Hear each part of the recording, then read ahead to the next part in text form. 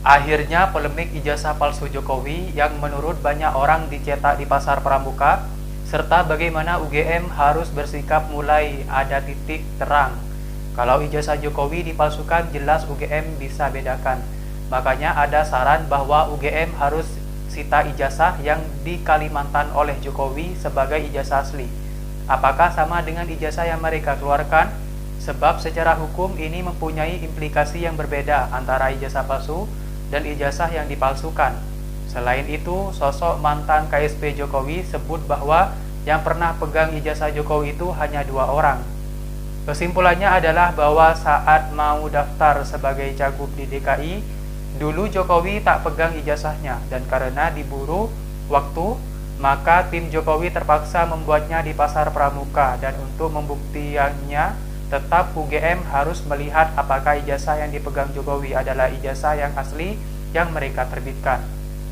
Ini dugaan saya nih Prof ya, dugaan saya Prof ya.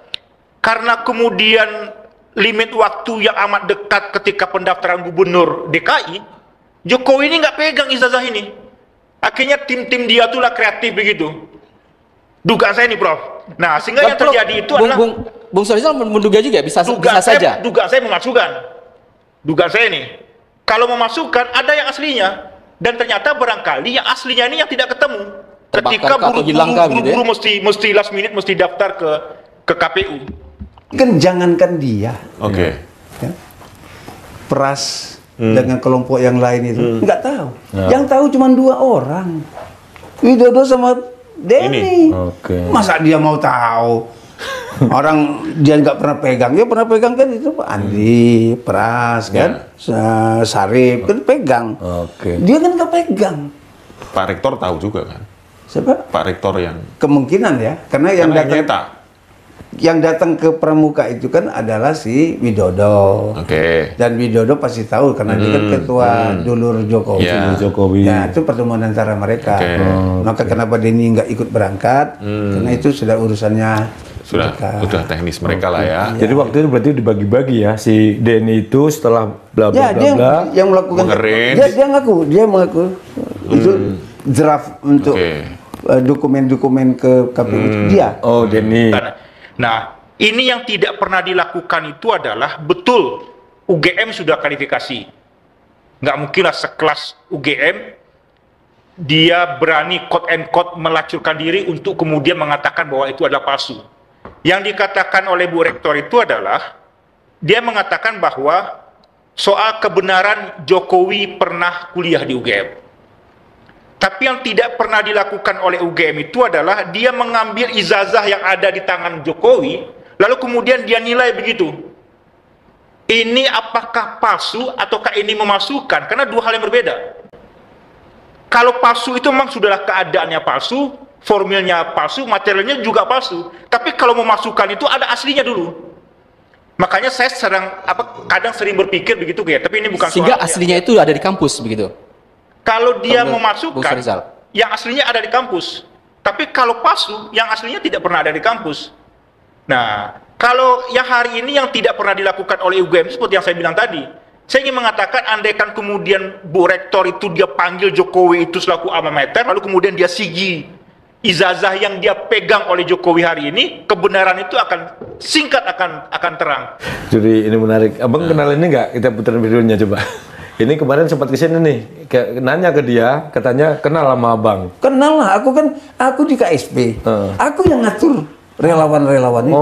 Kalau mereka mau ketemu presiden, kami undang siapa. Oh, abang di KSP? Iya dong.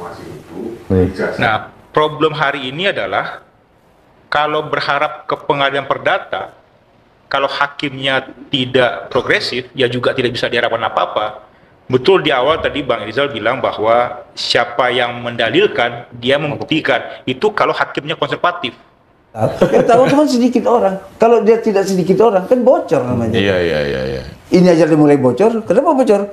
Karena Denny dijanjikan menjadi direktur utama Pasar Jaya. Setelah terbit ini, sarjana nggak dikasih. Ditawarnya menjadi komisaris utama, melawanlah si Denny. Dijanjikan oleh Pak Jokowi. Kan dia gubernurnya. tidaklah terlalu bunuh diri lah begitu. Sekelas rektor UGM, sebuah UGM itu seperti apa marwahnya begitu kan ya, dia berani untuk mengatakan bahwa Jokowi itu pernah berkuliah di sana, itu kan berarti kan formilnya benar itu. Materialnya benar. Nah, kalau barangkali soal KKN itu bisa kita perdebatkan. Skripsi bisa kita perdebatkan. Nah, ijazah itu adalah produk pejabat tata usaha negara. Itu mesti didudukkan satu dulu. Nah, dia nilainya, bentuknya sama dengan sertifikat tanah. Nah, ketika itu dia namanya adalah surat produk pejabat tata usaha negara, pengadilan perdata tidak bisa membatalkan. Nah, artinya adalah pengadilan perdata hanya barangkali sampai kepada satu titik pembentukannya. Sama dengan sertifikat, BPN Anda salah menerbitkan sertifikat. Ternyata rupanya sertifikat ini bukanlah milik si A begitu. Hanya sampai di titik situ. Apakah kemudian pengadilan bisa memerintahkan BPN untuk cabut sertifikat? Bisa, kalau kemudian jadi tergugat. Nah, kalau kemudian BPN tidak jadi tergugat dalam sebuah perkara perdata, ya tidak bisa memerintahkan kepada BPN untuk melakukan itu. Nah, makanya kemudian saya ingin mengatakan kalau hakim ya ini menarik ini. Ya. Jadi dari analisis Bung Sarizal tadi, boleh jadi karena ijazah asli itu tidak ketemu, sementara waktu sudah kasih untuk mendaftar di Pilgub Jakarta, diduga dicetaklah di Pasar Pramuka. Nah, itu ini yang beredar begitu. Kira-kira Katanya informasi itu, ijazah itu dibuat di Jalan Pramuka, di Pasar Pramuka. Oleh beberapa stafnya waktu gubernur 2013. Nah, ini gimana nih, Pak? Ya, aku tahu lah Bitor Suryadi itu siapa, kebetulan dulu. Oh, kenal juga? Kenal baik. Dulu PDIP? baru kenal. Iya.